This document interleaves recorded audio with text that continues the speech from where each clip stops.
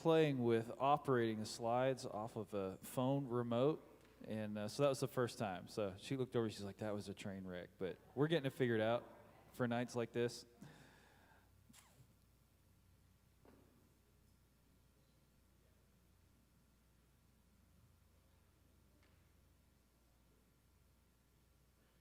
Good evening, everyone. Thank you for coming. I think this is probably the most significant forum that we've had in the last 10 years, probably. So it's a good time to be here. Why don't we open in prayer? Heavenly Father, I want to thank you for your goodness to us, just as we were singing about. You've been so, so good. You've been faithful to us for our whole lives. And you've brought us to this place for a purpose. And we thank you for that. We are excited about the future that you have for us. We trust you with it. You are so good, and you're going to continue to be good to us. And so we thank you for your blessings. We thank you for your provision. We thank you for your guidance. In Jesus' name, amen. All right, Nathaniel, you want to start off kind of with our setting the scene? Sure. So this is Sharice's mic, and she does not talk this loud. Okay, that's probably a little better. Last forum we presented you the best options as we had them at the time, and we took a little bit of a survey from you as to what your thoughts were on them, and those thoughts were all over the map. There was no consensus at all on any one option really being better for us as a fit for our church than any other. So we're like, well, that in itself is kind of an answer. Let's keep looking. Let's keep chasing down leads and looking for more leads, and you know, we don't have to be out tomorrow, so let's keep praying for this. And part of that was to go ahead and list Fair Avenue as an exploratory kind of thing. I mentioned that several weeks ago. Why don't we go ahead and actually just list it and see what could come of it, you know, and see what dollar amounts might come out of this, so we would know what we'd have to work with and not assume we couldn't go any particular direction. Let's leave it all open and say, God, what do you want to do? So we did that, and couple options have come out of that from there, and I'll bounce it back to Ken to talk about his idea down the street. I'll let him take credit for that. Okay. As we concluded that last forum, and none of the options seemed to be really good and liked by any significant portion of the church, we started thinking, well, what else we got? You know, what else can we look at? And so I decided, well, maybe we should revisit the idea of going to our old building down at the end of Princeton Road, although it was not on the market. It still is not on the market. But I knew that it had been on the market about 5 years ago. In fact, they were asking $1 million 5 years ago, or 6 or 7, I don't know, somewhere in that range. And so I managed to get a hold of the pastor of that church, which is a little bit difficult to start with, but managed to get a hold of him and started a conversation. And I said, hey, we're interested in buying that building, just like we were 5 or 6 years ago, and would you be interested in an offer? And he came back and he said, well, the building's not for sale, but, you know, if you make an offer, we'll look at it. And so I talked to the trustees, and we made an offer. And now, it wasn't a very good offer because we didn't have the money to, and we didn't have a significant down payment, and we also know that we probably have a very difficult time getting a bank mortgage because of our situation with this current building. And so we didn't have much to offer at all. So basically my first offer was, hey, we'll give you $50,000 down and you finance the rest of it over 15 years. And they didn't like that very much. And by the way, I also offered $900,000. Okay? But they said, yeah, we don't think so, because if we're actually going to sell the building, we need to have, we'd really prefer to get all the money right now. And so we kept on talking and went back and forth a couple more times, and then eventually I said, well, what would it take? What would we have to come up with? And we eventually got to the point where if we could come up with about half of the money as a down payment, then they would probably be willing to finance the remainder of it. Okay, and so at that point, we got some additional news on Fair Avenue. So why don't you talk about that? So, yeah, we listed Fair Avenue the week after we'd announced that. That was like, the week before the mission trip. And pretty much by the end of that week, we had a full asking price cash offer on Fair Avenue for $299,000.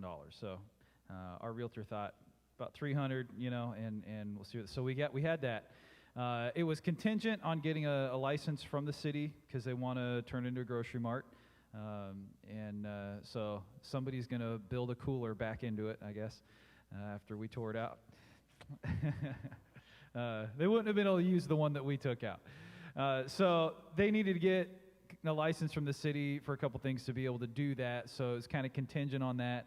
While we were waiting on that, another full asking price offer came in to be a backup with no contingencies. They didn't even want an inspection.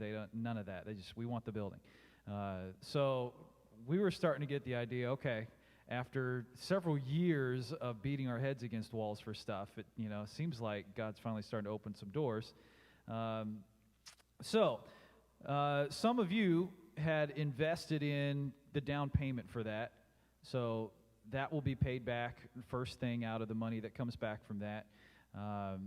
And we'll stand after realtor fees, closing costs. We'll probably have about $265,000 from that we can put towards this down payment that Ken was talking about.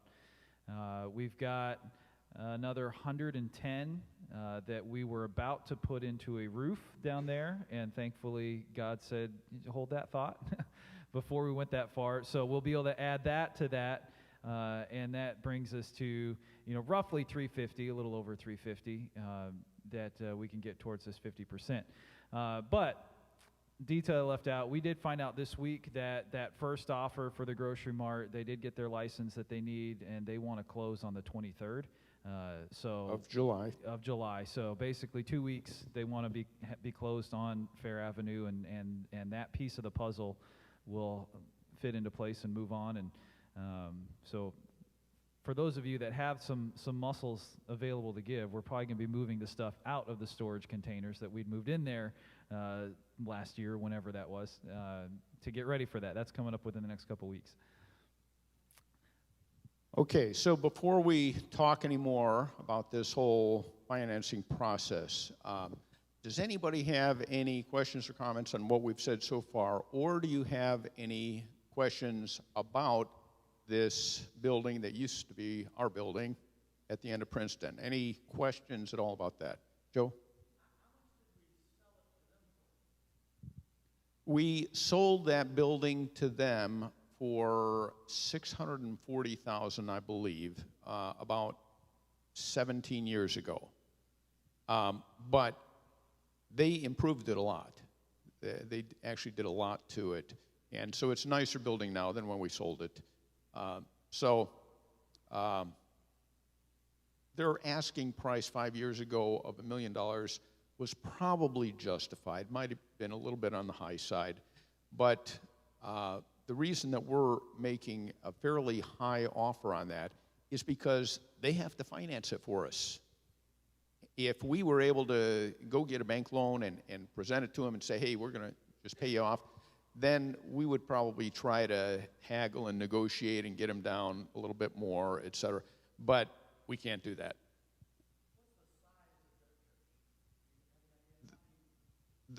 How many people attend? An average of 20 or 25.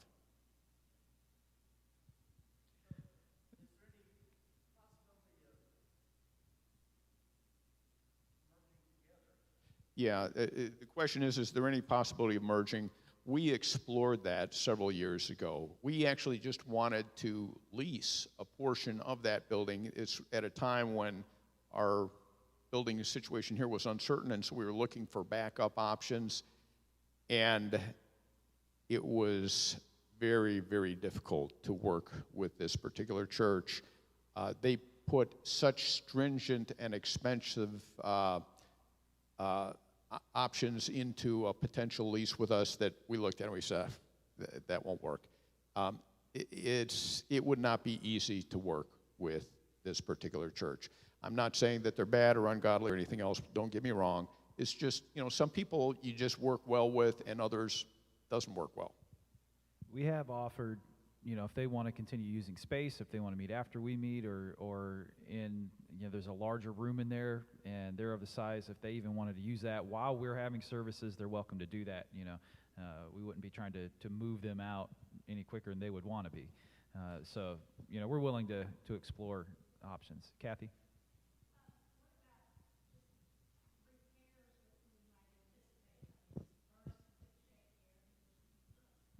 Yeah, the question is, what about potential repairs to that building? The answer to that is we don't know at this point. We think it's in good shape. We actually inspected it, but it's been a few years ago, and so, other things could have happened. We anticipate that there's probably some roof leaks because the whole time we were there, we always had roof leaks because there's an area that's a flat roof and it just never quite got fixed. But, beyond that, we don't know of anything else. We will get an inspection before we finalize the deal.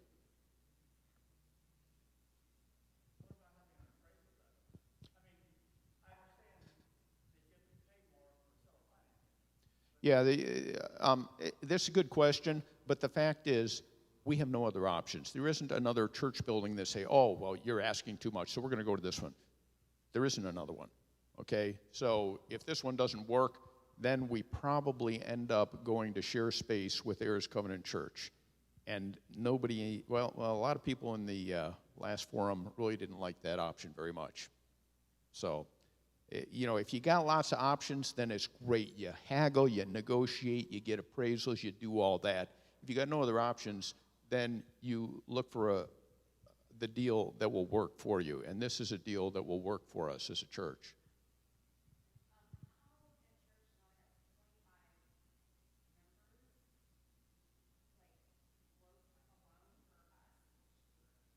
They don't have to float a loan for us. All they have to do is allow us to pay them over a period of 10 years. So basically, they sell the building to them, which they own outright, and we pay them half down, and then we start making payments on a monthly basis, which they receive over the next 10 years. Stan? We have no idea what interest rate. We just sent a potential land contract to an attorney for review, and what I put in there as a starting point was 3%. We don't think they're going to accept that. That's like the lowest you could possibly imagine nowadays, but it's a starting point. And so if we ended up with 5 or 6, I wouldn't be surprised. Hopefully it doesn't go higher than that. There's a few details that my brain skipped over because it's Sunday night and it's sausage right now. But talking some of those kinds of financials, so we were looking at trying to find something we could lease for $5,000 to $6,000 back when we were thinking, okay, let's lease and then let's work on Fair Avenue and let's do this. So that's kind of what we looked into our budget and said we could handle that because we figured utilities would go on top of it, and that would fit within our budget, looking $5,000 to $6,000 a month for a lease. So even at, I think it was 6%, we're still looking at around $5,000 or a little less as a payment on the amount we would be financing to half of it over 10 years. And by the way, to add to what Nathaniel said, when we were looking at these lease payments of $5,000 or $6,000, first of all, we couldn't get much for that. Right. The places that we were really willing to move were more like $7,000 or $8,000 a month for a lease, and we're just leasing it. We're not even buying it. Okay, so compared to that, if you look at a payment of probably $5,000 or less, and we're buying the building, we would be way, way better off buying this building. The total cost comparison, about the size of this building is roughly similar to the size we're looking at Fair Avenue. And then the total cost, say $900,000 plus some interest, is probably pretty equivalent or less than what Fair Avenue is going to cost us by the time we were done. We were thinking maybe $750 on the low side to get into the building at Fair Avenue, and then you'd be putting more into it over another several years to finish the plan down there, which might take you to $1 million or more. And that was before COVID hit and jacked up all the construction material prices and all that.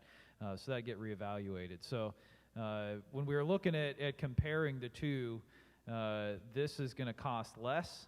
And of course, we're not going to spend 5 to 10 years working on it as we were at Fair Avenue. So that was kind of a lot of stuff that was going into the thought process.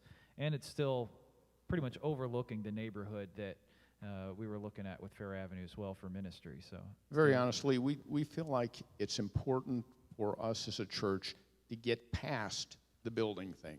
We've been kind of wrapped up in that for 6 or 7 years. We want to get past that, have our building established so that we can focus all of our attention and energy on ministry and saving people and the things that churches should be doing. So.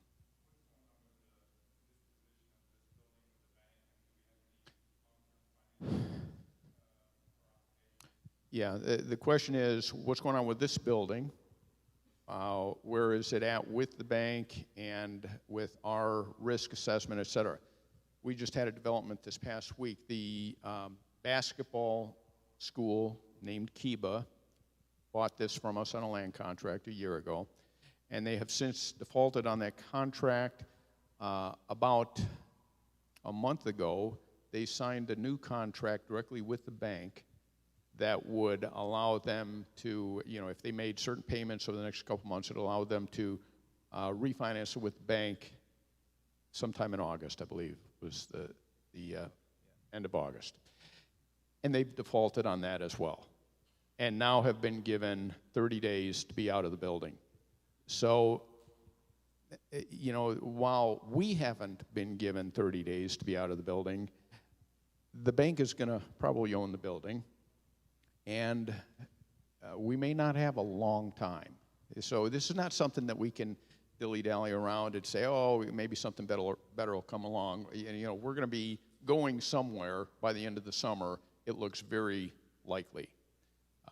And like I said, the only two options we have right now are this building or probably moving in with heirs for a period of time. Okay. As far as the risk question, we have engaged an attorney as part of this whole process to help us deal with the bank and guide the negotiations with the bank. And we believe we are completely protected as far as buying something else, raising money, et cetera. So we're not concerned about that at this point. Based on this, I'm following what this attorney has advised us to do.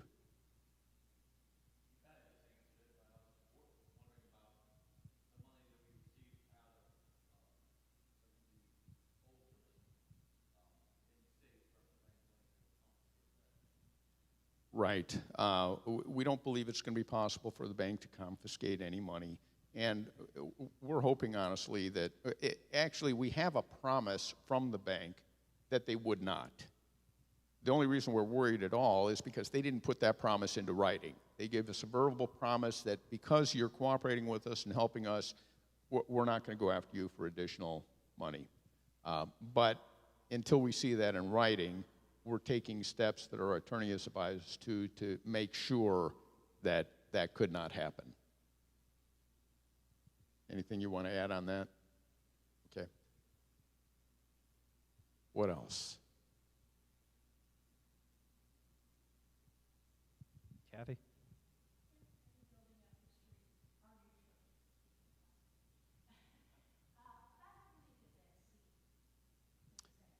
Yeah, the building down the street. One time we had a conference there. Can't remember the guy who came in, some Pentecostal guy. It was a lot of fun. But we packed 400 people into that auditorium. But but I'll tell you what, it was so jammed, the temperature went through the roof, and there was no room to even breathe. But so somewhat less than that number.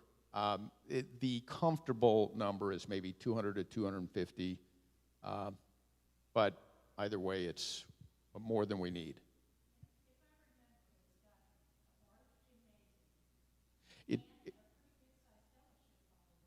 It does have a gym and a fellowship hall. It's not a large gym, it's a half-size gym, so it's like elementary school-sized gym, but it's a nice gym and a fellowship hall as well. Gives us lots of options.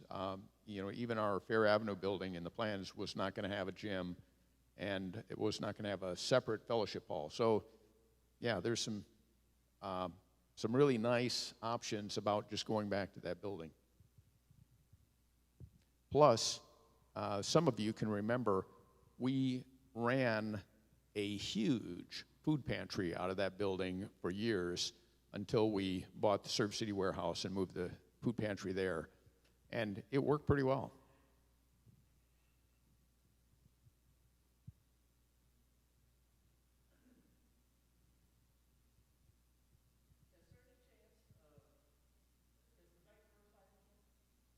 No, the bank is not First Financial. It's LCNB.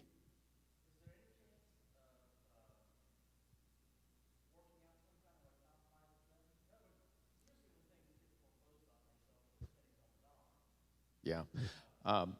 Believe me, Joe, the question is, could we work out a deal with the bank? We have tried for actually several years to work out anything possible. And right now, with the help of an attorney, we've got the best deal that we're going to get. And we could talk about more of that personally, if you want details on that. But let me just assure you that there is no better deal coming from the bank at this point. We have really worked that. So, all right.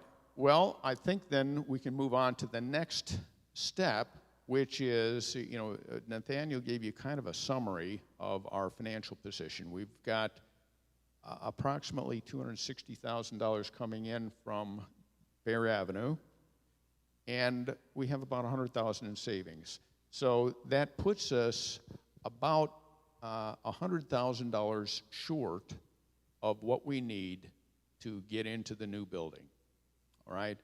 And so we are planning to do a capital campaign to try to raise $100,000. The difficulty with it is that we need to do it very quickly. Normally in a capital campaign, you would have months or years or longer to raise that kind of money. This is not that much money for a capital campaign for a church like ours, but it's so short. And so that's our difficulty. And so we are going to launch this next Sunday.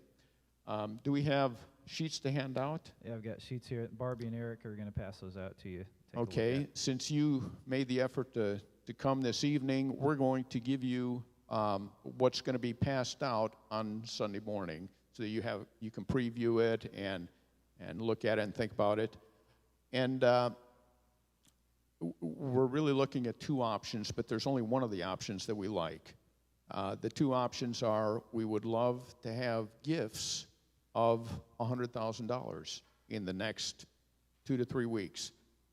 That sounds like a lot, I know. And I don't know how we're going to come up with it, but I think God might be able to help us. The other option is that if that doesn't work, then we could accept loans from church members for the remainder. We would rather not do that. The truth is, we would like to be out of debt as quickly as we can, and we really don't want to have to borrow to get a down payment on this church building.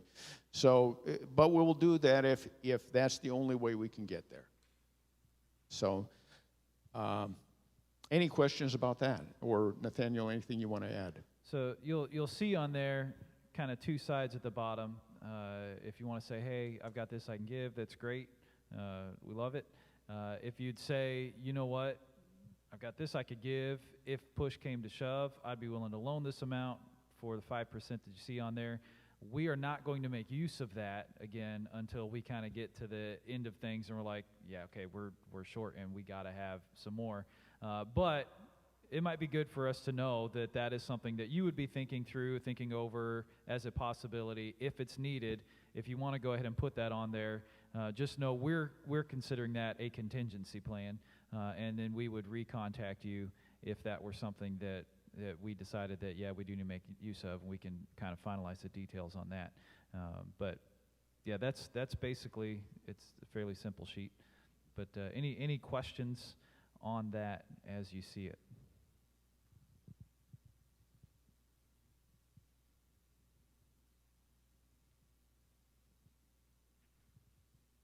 Stan?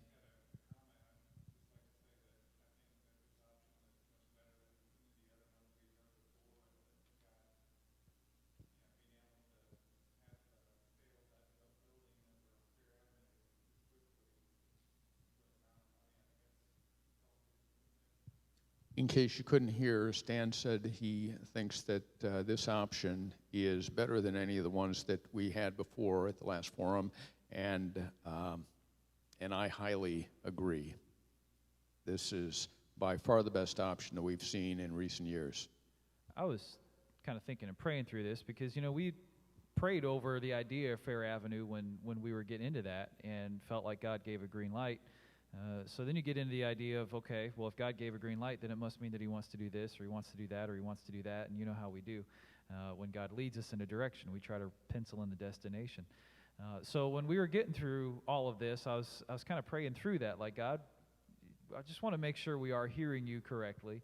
What was going on? And within the first couple of minutes of me praying that, the thought came to mind was, if the money that we'd had in Fair Avenue were sitting in a bank account last December, and that garnishment hit that did, well, then there goes that.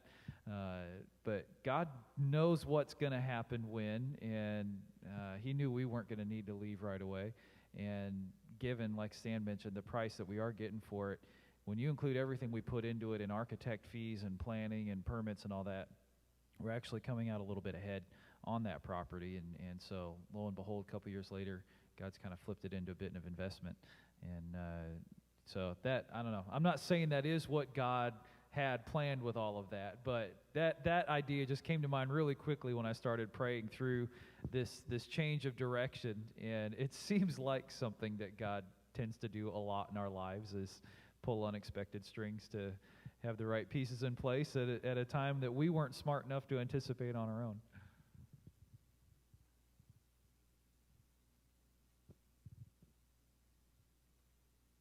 Any other thoughts or comments?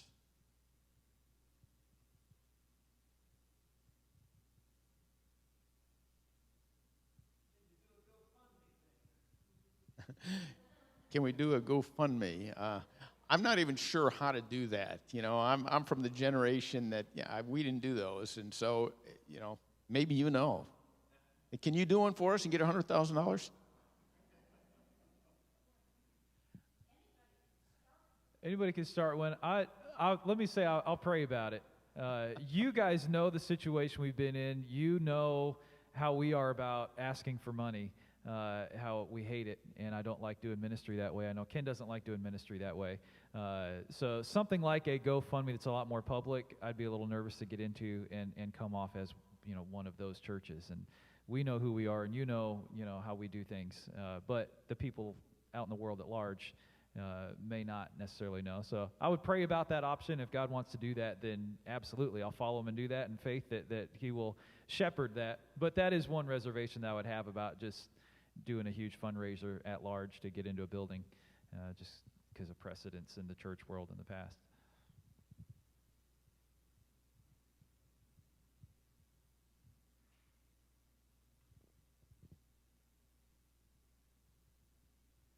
Okay, if there are no other questions, then I think the way to end tonight would be to pray together about this. Since this is going to be presented to the entire church on Sunday, we want God to start working on people's hearts, guiding people,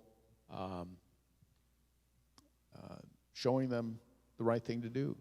Can I interrupt real quick?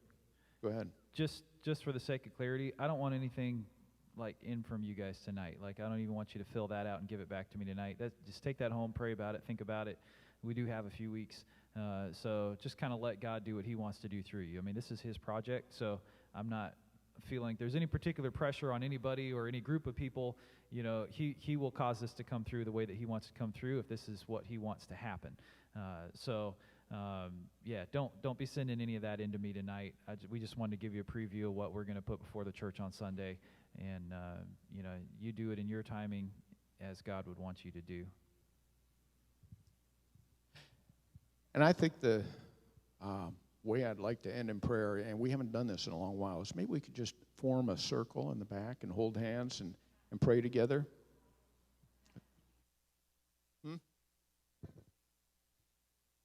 Oh, okay. If you're worried about germs, then don't hold hands with the person next to you. How's that? Is that still going to work? No? Should we not do this? Nathaniel, what do you think? All right. Some people are already holding hands. They obviously have already got a vaccine, or else they just don't care. So, since seriously, you know, if you're worried, don't hold hands.